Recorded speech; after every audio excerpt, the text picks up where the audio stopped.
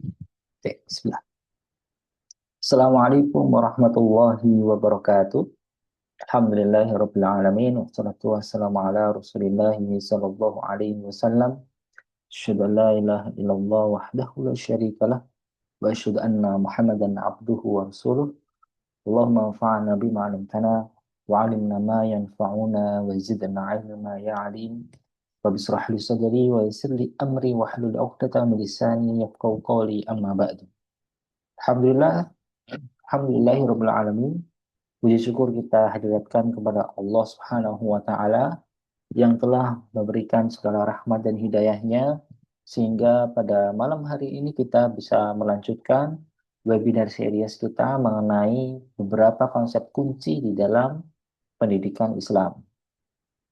Bapak dan Ibu yang kami hormati, SD Islam Amanah Cendekia insya Allah akan berusaha semaksimal mungkin untuk memberikan layanan pendidikan Islam yang selalu selalu kita bercermin atau merefleksikan diri kepada ilmu-ilmu yang berkembang. Karena Khodarullah, pengelola dari SD Islam Amanah Cendekia, background-nya adalah Bapak dan Ibu dan Ustadz-Ustadzah yang lulus akademisi ya, lulus S2. Baik, jadi Bapak dan Ibu semuanya, kita akan sharing mengenai beberapa hal-hal yang berkaitan dengan konsep-konsep dalam pendidikan Islam yang tujuannya untuk agar kita menimbulkan semangat, ya, menimbulkan diskusi ilmiah atas kepedulian kita akan kemajuan dan karakteristik pendidikan Islam yang akan kita jalani. Dalam malam hari ini kita akan mendiskusikan terkait dengan aims and objective of Islamic education. Saya sebagai pemantik pada malam hari ini ya, di sini saya akan menyampaikan beberapa pandangan dari atas apa yang sudah saya pelajari dari dosen-dosen, guru-guru kami. Yang pertama dari Prof. Hamid Fahmi Zarkasi, beliau alumnus ISTEC dari IUM ya, Malaysia, murid dari Syed Muhammad Naqib Alatas, dan sekarang sebagai rektor Universitas Darussalam Gontor. Kebetulan ketika di program itu beliau menjadi dosen pembimbing saya di dalam menulis makalah di program PKU Unida Gontor. Kemudian di S2 saya bertemu dengan Prof. Fatah Santoso, beliau dosen siar pasca sarjana Universitas Muhammadiyah Surakarta dan menjadi dosen penguji tesis saya dan pemateri webinar aktif ya di Triple IT Ismail Al-Faruqi. Jadi mirip satu angkatan dengan Prof. Naqib Alatas dan juga sama-sama di IUM Malaysia. Alatas membuat ISTAC, kemudian Ismail Al-Faruqi membuat Triple IT yang dulunya sekretariatnya sama di IUM Malaysia ya. Sekarang beliau Prof. Fatah Santoso juga bersama kami di UMUKA ya, Universitas Muhammadiyah Karanganyar Solo sebagai BPH-nya, Badan Pembina Harian dari UMUKA Solo. Dari Prof. Hamid kami bisa mengenalnya pemikiran-pemikiran mengenai bagaimana tantangan kontemporer yang disampaikan oleh Prof. Naqib Alatas. Dan solusinya adalah lebih kepada islamisasi ilmu pengetahuan. Karena beliau di sini memang seorang pakar di filsafat Islam, ya, sehingga apa ini namanya, beliau kuat dalam pengajarannya berkaitan dengan Islamic worldview. Jadi pandangan dunia Islam, Islamic worldview, kemudian ilmu islamisasi ilmu pengetahuan kontemporer, dalamnya ada the westernization of knowledge, kemudian ta'adib dan muatan kurikulum berkaitan dengan islamisasi ilmu pengetahuan. Kemudian Prof. Muhammad Fatah Santoso, ya, beliau mengajar filsafat pendidikan Islam. Beberapa tokoh yang dibahas juga adalah Prof. Alatas. Ya. Cuman karena beliau seorang dosen yang banyak berkecimpung di pendidikan Islam, maka beliau menyampaikan kuat di ilmu pendidikannya. Ya, ilmu filsafat pendidikan ya, lebih tepatnya filsafat pendidikan. Dari situ Pak, saya bisa belajar kembali perspektif lain dari Prof. Latas berkaitan dengan takdik, berkaitan dengan adab dan takdik. Jadi memang di kalangan dosen-dosen UMS, Universitas Muhammadiyah Surakarta ketika itu, Prof. Latas kuat di dalam gagasannya mengenai takdik, adab dan takdik. Tapi kalau di Unida Gontor, Prof. Hamid dan rekan-rekannya, Alatas kuat di Islamisasinya, the westernization of knowledge. Baru di turunannya di situ ada takdik. Tapi kalau di lingkungan Muhammadiyah terkenal takdiknya. Kemudian membahas juga Ismail Al-Faruqi, Isor Ahmad Khan, dan nanti kita akan membahas juga apa ini menarik dari paper yang dikaji oleh Isra Ahmad Khan itu bagus, kita nanti bisa mengambil pelajaran. Ini ada Muhammad Iqbal, Ibnu Khaldun dan sebagainya. Banyak sekali tokoh-tokoh yang kita pelajari mengenai filsafat pendidikan Islam. Jadi beliau memang pakar di situ, kemudian filsafat pendidikan Islam, kemudian Islamisasi metode Tauhid Al-Faruqi, kemudian wawasan model pendidikan kontemporer dari Isra Ahmad Khan. Kita akan melihatnya.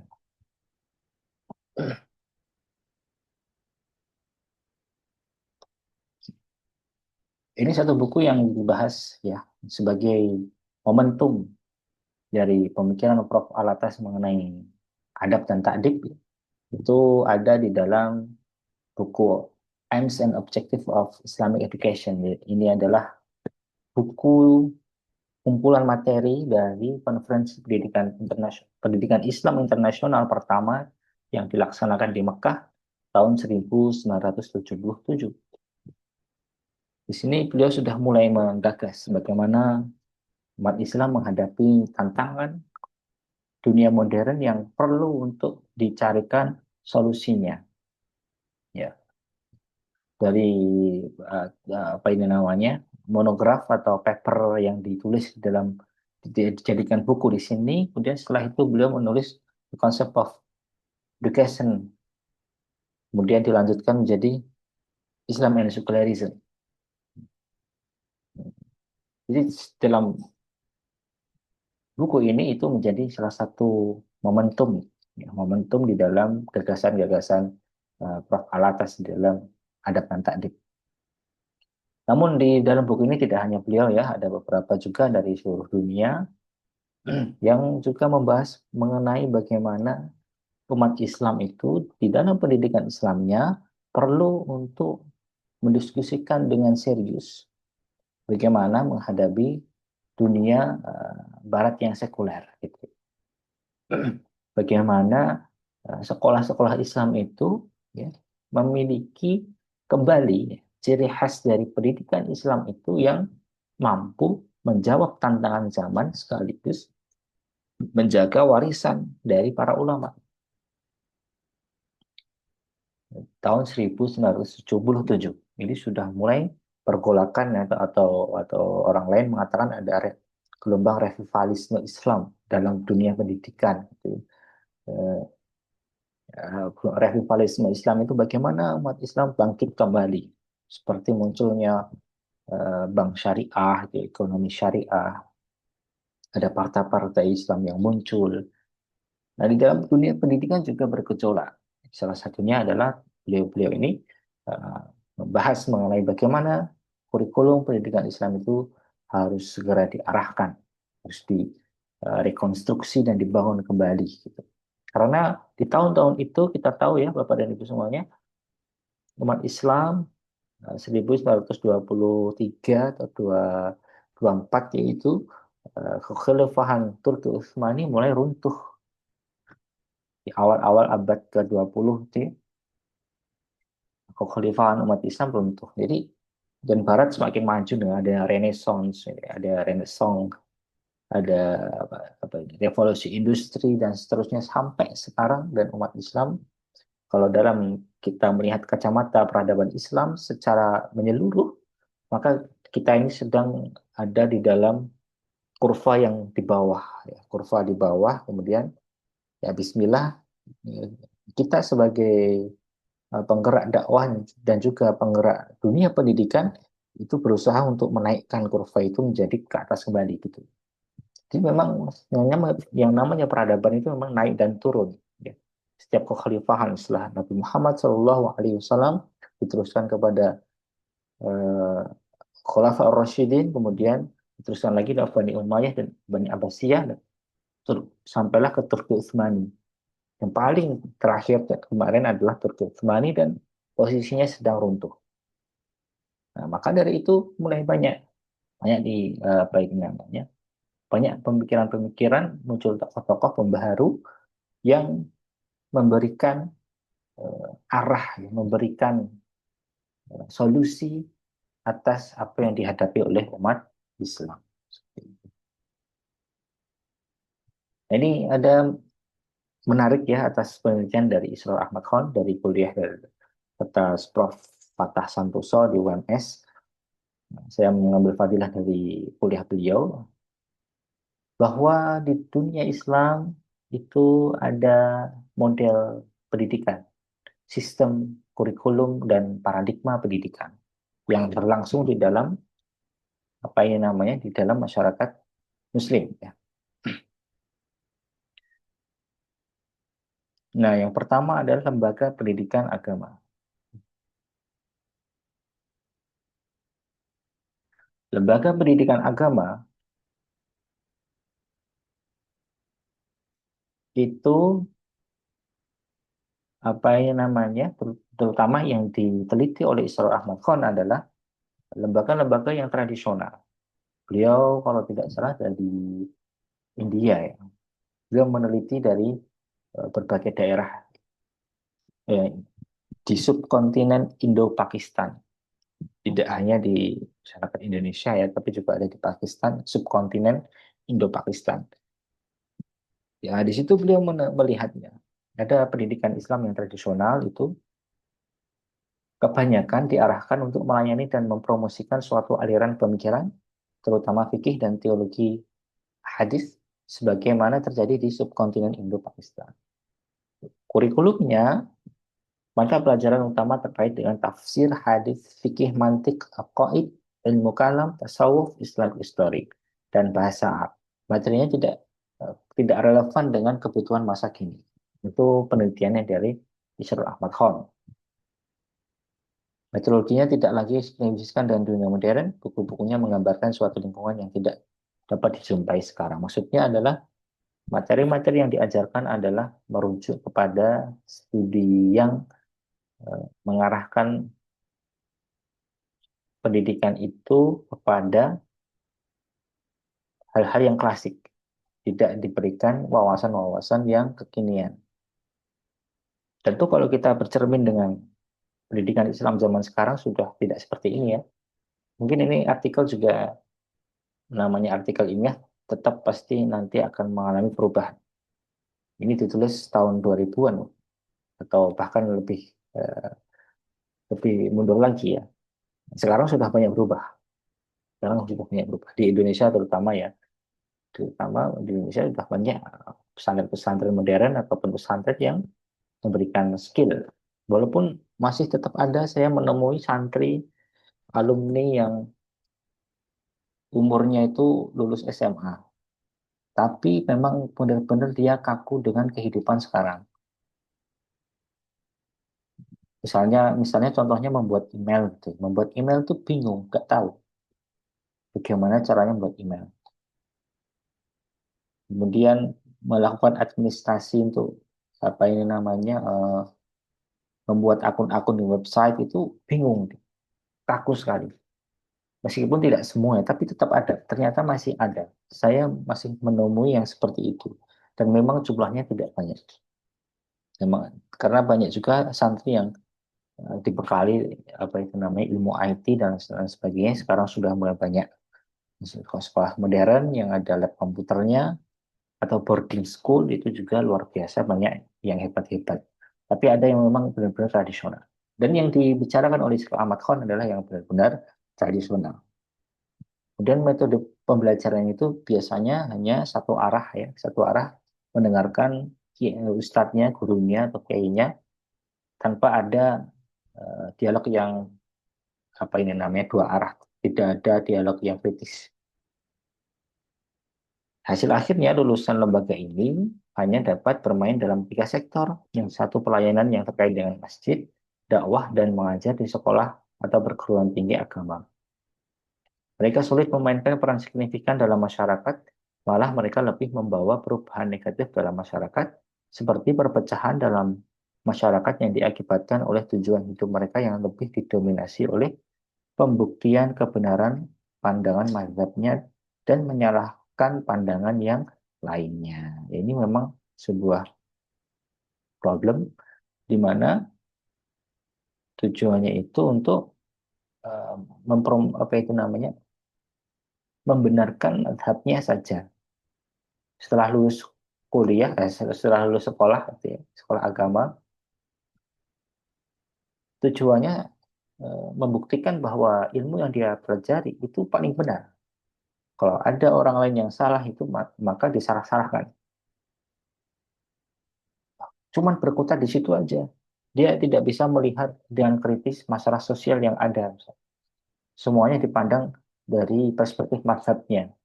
Padahal banyak sekali kalau kalau di nanti berbeda dengan lembaga pendidikan sekuler yang setelah ini yang lebih ke rasional. Itu misalnya orang itu lingkung hidup di sebuah lingkungan yang sampahnya belum tertata, lingkungannya perlu dibersihkan dan sebagainya. eh, itu tidak peka dengan seperti itu. Padahal lingkungannya itu membutuhkan sensitivitas dari eh, akal sehat kita mencari solusi yang praktis dan juga solusi-solusi lain yang berkaitan dengan ilmu-ilmu yang modern misalnya. Orang-orang yang dari pendidikan yang tradisional itu tidak peka dengan seperti itu. Yang penting dia bisa ibadah, bisa eh, mempromosikan mazhabnya dan apa ini namanya, sehingga kalau ada orang-orang yang salah itu menjadi pekerjaannya. Orang-orang yang apa ini namanya, orang-orang yang berbeda dengan pendapat dia, nah itu energinya akan banyak sekali tersalurkan untuk itu, bukan untuk yang lain. Jadi untuk membela dirinya bahwa dia mazhabnya paling benar. Apakah ini terjadi di zaman sekarang? Sebagian terjadi ya, Bapak Ibu sekalian. Dan ini sebuah fakta yang terjadi di peradaban Islam ya, tidak hanya zaman sekarang saja. Di zamannya Imam Ghazali di kitabnya Dr. Majid Ihsan Al-Kilani dikisahkan juga seperti itu. Di zaman Imam Ghazali itu juga sebelumnya banyak perpecahan yang apa ini namanya, fanatisme mazhabnya juga sangat kuat. Jadi memang peradaban Islam selalu naik dan turun gitu ya.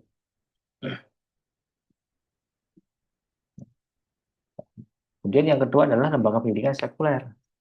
Nah, ini konteks kita dalam membahas pendidikan ya, dan berkaitan dengan tantangan yang kita hadapi, bahwa setelah Barat itu mengalami kemajuan, umat Islam, negara-negara Islam itu terpecah-pecah sebagai negara-negara, kemudian dia Malaysia ya, dia seperti negara-negara di dunia ini yang Muslim itu seperti negara-negara miskin semua gitu,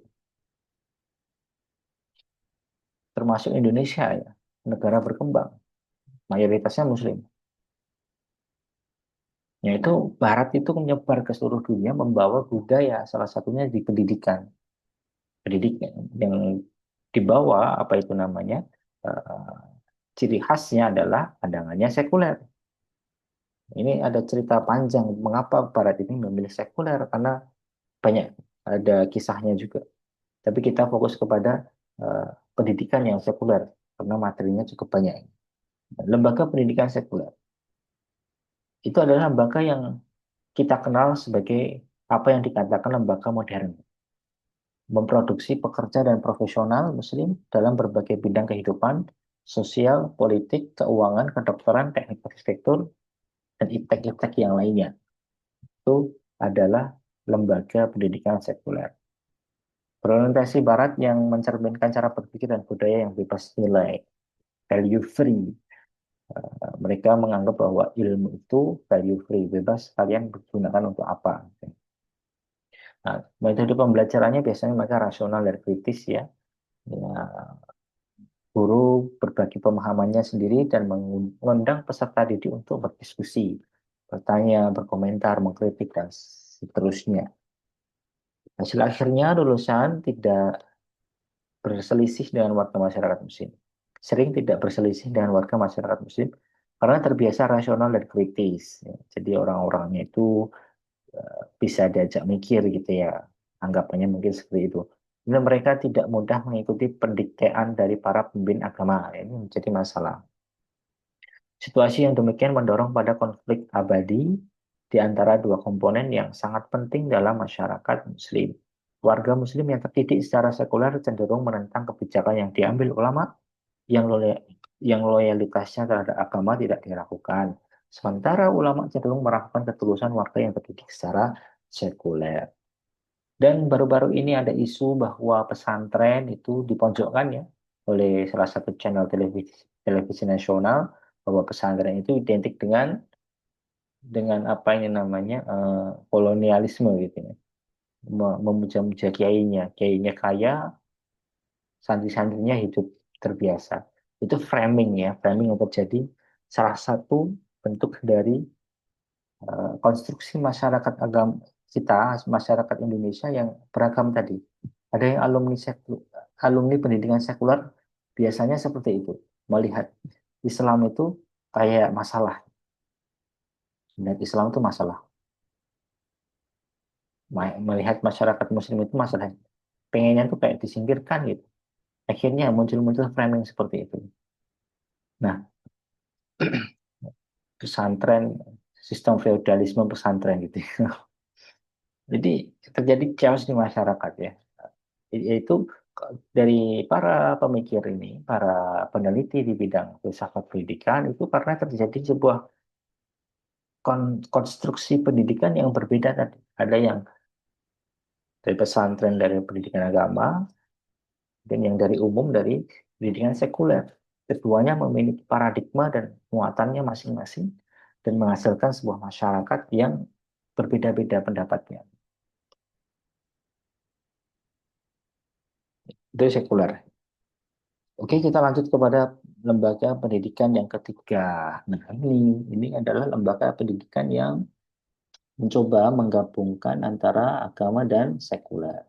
Jadi lembaga Muslim yang sudah mulai ya, mengintegrasikan antara apa ini namanya kurikulum agama dan juga kurikulum umum. Nah, misalnya perguruan tinggi itu mulai dari Al-Azhar dan Ummul Qura dulu sudah mulai eh, ada fakultas-fakultas umumnya di situ, kemudian kecenderungan membangun lembaga ini tengah mengambil momentumnya seperti SDIT atau SMPIT dan sekolah IT-IT yang lainnya itu ya, itu adalah lembaga yang menggabungkan, mulai menggabungkan antara kurikulum agama dan kurikulum umum. Nah, dalam konteks pendidikan kita, no, sekolah seperti ini sudah banyak ya. Dan tentunya setiap muatan dan kurikulum dan juga paradigma keilmuan yang ada di sekolah itu berbeda-beda. Ya.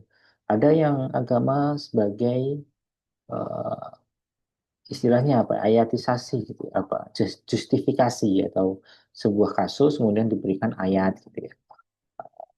Buku IPA misalnya tentang berkaitan dengan hujan, di situ nanti ada muncul ayat tentang hujan gitu. Jadi kayak dilambari ayat-ayat gitu. Ada yang seperti itu. Tapi sekarang mulai ada apa ini namanya model yang lebih lebih mendalam, tidak hanya seperti itu, tapi lebih pendekatannya ke paradigma. Paradigma ini yang nanti akan kita coba coba dalami lagi juga mengenai bagaimana kurikulum yang berbasis paradigma ini untuk mengintegrasikan antara kurikulum umum dan agama gitu ya. Sehingga menghasilkan masyarakat yang diharapkan bisa menjadi problem solving atas persoalan-persoalan yang dihadapi oleh manusia. Nanti kita akan arahnya itu adalah untuk beradab ya, bagaimana menghasilkan manusia yang beradab dan bisa menghasilkan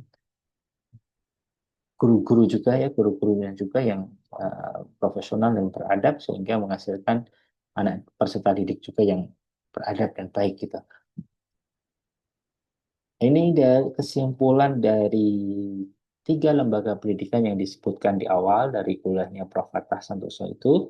Pertama adalah secara konseptual, ya, lulusan ketiga lembaga pendidikan ini membentuk satu persaudaraan, namun secara praktis mewakili tiga entitas yang berbeda. Jadi fenomena unity in diversity, kesatuan dalam keragaman. Bergeser ke fenomena diversity in unity, keragaman dalam kesatuan. Masing-masing bercorak sektarian dan partisan, lulusan pendidik agama sendiri terpecah dalam berbagai kelompok sektarian dan partisan sesuai madzhab fikih dan teologi yang menilai kelompok lain yang berbeda sebagai salah. Sebagai akibatnya, dunia Islam jatuh baik secara kultural, politik maupun moral. Di dalam artikel itu diingatkan bahwa tujuan pendidikan Islam adalah hendaknya tidak untuk membentuk, intinya adalah tidak membentuk masyarakat yang sektarian seperti itu. Karena kita punya konsep ukhuwah Islamiyah gitu ya. Contohnya itu konsep ukhuwah Islamiyah itu luar biasa itu. Ini yang pertama, tujuan pendidikan. Menurut Israr Ahmad Khan dalam kuliahnya Prof. Santoso itu, yang pertama adalah membantu peserta didik untuk mengenal Allah secara benar. Kemudian memungkinkan peserta didik untuk selalu sadar akan Allah dalam setiap situasi. Kalau dalam kurikulum kami ini disiplin terhadap Allah dan Rasul, itu kurikulum adab. Adab yang pertama adalah adab kepada Allah dan Rasul. Bagaimana dia bersikap sesuai yang semestinya sebagai hamba, kita latih untuk beribadah karena usia SD. Kemudian yang ketiga, menyadari kenyataan bahwa mereka memiliki posisi yang tinggi dan bermartabat di bumi. Ya, kalau sudah mulai SMP gitu, ya, membekali cerdik dengan pendekatan dan metodologi rasional, ini kuliah ini ya, orang dewasa ya, ada metodologi rasional.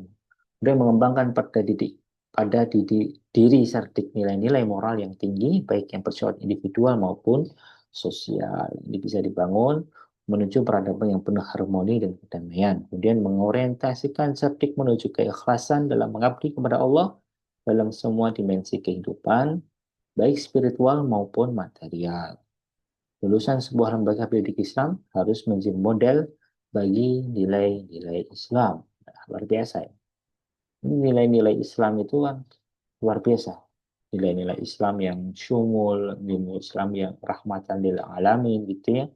Sehingga diharapkan seharusnya masyarakat yang terdidik dengan Islami itu memimpin, jadi khalifah, memimpin memimpin bumi ya, memimpin bumi, menjadi ahli di bidang-bidangnya, namun tetap meninggikan kalimat tauhid, membawa kalimat tauhid dalam dirinya, kemudian bermanfaat bagi sesama, bukan malah kontraproduktif dengan perpecahan-perpecahan yang seharusnya tidak terjadi. Nah, kita masuk kepada refleksi ya. Kita merefleksikan bahwa eh, dalam dunia pendidikan kita memang dalam diskusinya yang panjang tadi itu eh, kita perlu ya, kita perlu untuk membahas ini dalam artian menumbuhkan rasa apa ini namanya rasa tanggung jawab ya, menumbuhkan kesadaran kita pentingnya sebuah pendidikan itu harus apa ini namanya di diislah, diperbaiki, di dibersamai gitu ya, dibersamai karena menghadapi tantangan yang banyak. Apalagi kita kalau melihat lini masa itu kita ke depan itu akan banyak lagi berkaitan dengan teknologi AI dan seterusnya itu akan muncul masalah baru lagi. Nah, jadi umat Islam sedang istilahnya kita mencari ya, bingung mencari menghadapi tantangan zaman kontemporer. Kalau kita melihat realitanya, kita tadi ada tiga produk dari lembaga pendidikan kita, dengan lembaga pendidikan agama, lembaga pendidikan sekuler, dan lembaga pendidikan yang integratif. Mereka memiliki ciri khas cara berpikir sendiri-sendiri.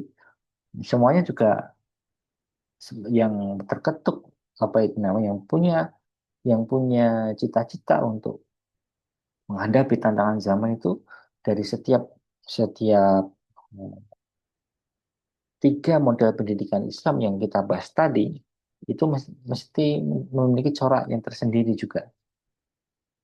Ini pekerjaan kita untuk mempertemukan itu, mempertemukan apa ini namanya menjadi satu cita-cita dalam upah Islamiyah saling melengkapi. Jadi yang paham agama, paham fikih, paham usul itu memandu dari orang-orang profesional di bidangnya yang dari eh, dari apa ini pendidikan sekuler misalnya. Jadi bukan bukan lagi untuk siapa yang paling benar, tapi bagaimana kita bisa berkolaborasi menghadapi tantangan zaman gitu. Ini sikap kaum muslimin ada di kubu ekstrem menolak. Jadi kita memang eh, di lapangan itu kaum muslimin memiliki beberapa sikap. Sikap kaum muslimin ada yang ekstrim menolak dan ekstrim menerima menjadi liberal. Dan kita menghadapi kerusakan ilmu yang tercampur dengan filsafat dan isme barat dan umat kehilangan kebijaksanaan adab.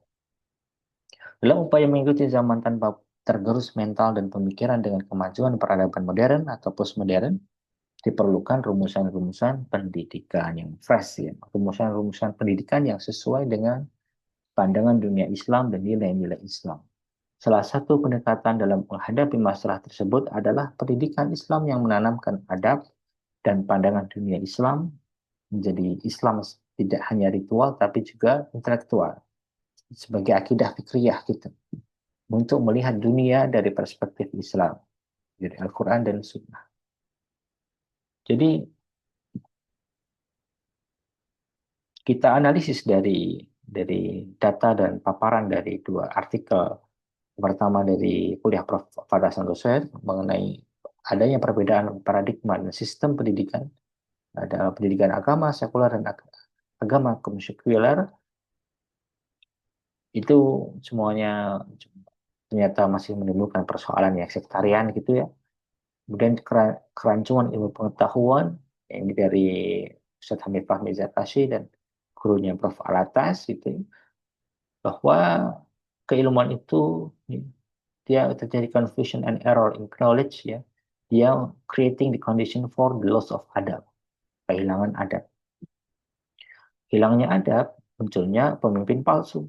Orang-orang yang memimpin umat Islam atau memimpin ya, dimanapun dia berada, tapi sebenarnya dia tidak mampu atau membawa sebuah kekeliruan dalam keilmuan sehingga terjadilah sebuah uh, lingkarannya eksternal dan internal itu saling berkaitan. Nah, di sini untuk menghadapi semua persoalan ini kita perlu ya kita merefleksikan diri bahwa kita perlu mengubah materi dan sistem pendidikan. Kemudian serta menyiapkan pendidik yang memahami pandangan dunia Islam dan hakikat pendidikan perspektif Islam. Karena di dalam prosesnya itu kita jiwa seorang pendidik itu sangat menentukan di dalam keberhasilan, keikhlasan, semangatnya, dan pemahamannya yang benar mengarahkan bagaimana filsafat pendidikan Islam itu diarahkan. Nah, itu maka perlu untuk apa yang kita diskusi seperti ini. Salah satu webinar ini dirancang untuk kita berdiskusi mengenai hal-hal yang fundamental berkaitan dengan dunia pendidikan sehingga kita bisa berjalan bersama dengan apa ini namanya dengan ilmu ya dengan wawasan intelektual kita di dalam membersamai lapangan-lapangan pendidikan kita, lapangan pekerjaan, lapangan menjadi guru, jadi manajer sekolah dan lain sebagainya. Itu kita perlu ruang untuk berdiskusi hal-hal yang fundamental. Ketika kita mengambil pendidikan sebagai takdib, ya, takdib secara makna sederhananya adalah menanamkan adab. Jadi dia dengan adab itu apa yang namanya menjadikan takdim sebagai makna pendidikan, maka proses pembelajaran harus tertuju pada pendidikan jiwa, raga, dan pikiran untuk beradab. Jadi adab itu sangat mendasar ya. Misalnya kita tadi bisa melihat bahwa kita bisa meletakkan kurikulum di dalam pendidikan agama itu menjadi fardu ain. Fardu ain di semua di dalam sebuah lembaga pendidikan itu harus ada fardu ain. Ilmu agama itu menjadi salah satu modal penting dalam menjadi manusia. Barulah nanti ada fardu kifayah, ilmu-ilmu modern, ilmu-ilmu yang diajarkan di dalam sekolah sekolah sekuler.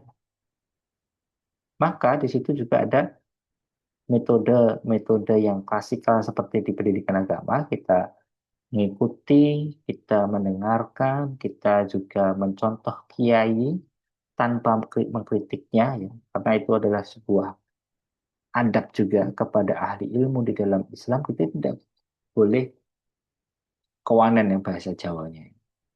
Untuk meraih keberkahan itu kita harus menjaga diri kita selalu menghormati kiai, selalu menghormati guru kita, selalu mendoakan, saling mendoakan.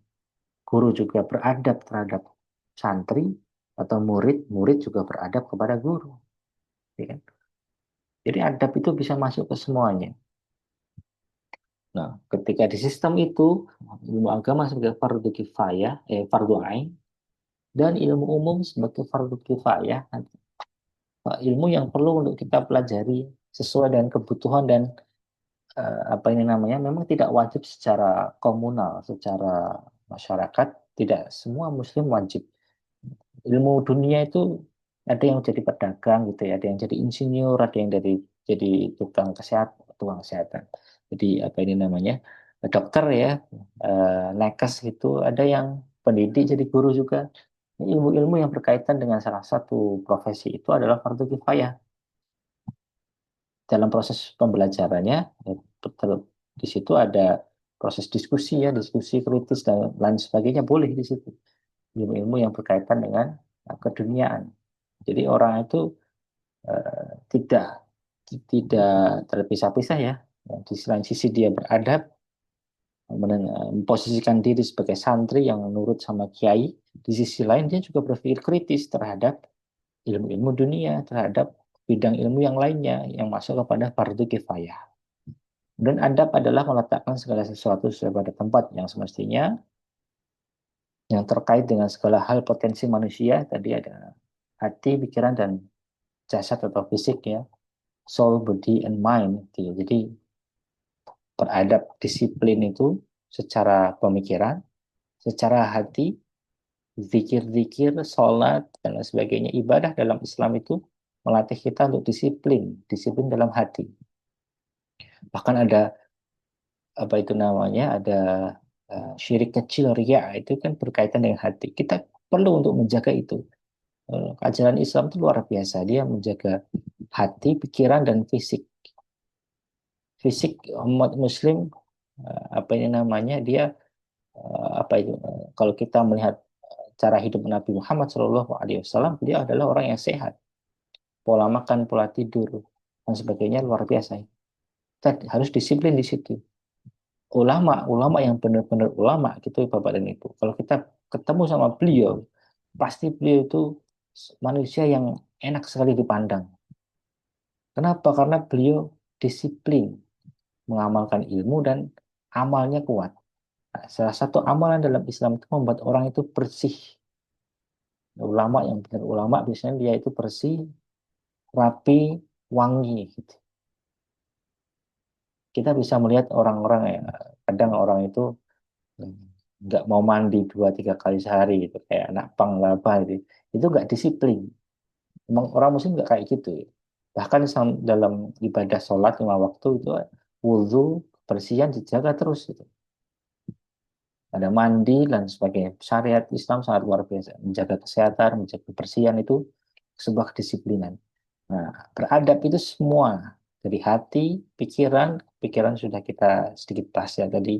Bagaimana kita berpikir tidak mengikuti orang barat. Dan secara fisiknya juga kita harus apa yang beradab terhadap diri kita sendiri. Waktunya makan ya makan gitu ya. Jadi jangan sampai kena penyakit mah dan lain sebagainya. Orang Muslim, orang Islam yang beradab, dia harus sadar diri tubuhnya itu butuh apa ya. Dia harus segera penuhi itu. tidak boleh apa suka tiduran atau terlalu banyak makan, terlalu banyak tidur itu enggak banget bagi orang Muslim ya. Muslim yang beradab tentunya ya. Nah, ini nanti pelan-pelan akan diajarkan kepada peserta didik untuk bahasa kami di sini adalah kedisiplinan, melatih kedisiplinan dalam berbagai hal. Nah, itu menjadi salah satu kurikulum adab. Kemudian orang itu melakukannya dengan sadar dan mengetahui bahwa itu adalah perilaku terbaik. Jadi orang itu melakukannya karena sadar. Kalau orang itu melakukannya tanpa sadar namanya akhlak. Dia kondisi jiwa yang matang menurut Imam Ghazali. Sesuatu yang dia itu spontan dia keluarkan itu menjadi akhlak dan dia terbangun terbangun dari pengalaman yang panjang. Orang yang beradab dia bisa refleks dan berpikir ini yang terbaik harus seperti apa ya. Nah, itu jadi dalam adab itu juga dia apa yang namanya berkaitan dengan kebijaksanaan. Kebijaksanaan juga berkaitan dengan pengalaman dan kebersihan, kejernihan akal juga. Ini memang sangat luar biasa konsep adab itu bisa menyentuh pokok-pokok yang ada di dalam diri manusia, potensi yang terbesar dari akal dan juga hati. Tidak hanya akal ya, kalau orang sekuler itu kan yang paling penting manusia akalnya. Di sini kalau kita melihat hakikat manusia dalam perspektif pendidikan Islam yang adab takdib, yang penting itu adalah komponen jiwa yang ada di dalam diri manusia itu ada ruh, qalb, akal, tiga itu. Satunya apa ya? Ruh, qalb, akal, satunya nafs. Empat hal ini semuanya eh, harus apa ini namanya diarahkan untuk disiplin. Nah, di logo SD Islam Amanah Cendekia berbentuk segi empat itu menyimbolkan salah satunya empat potensi manusia yang ada dalam diri.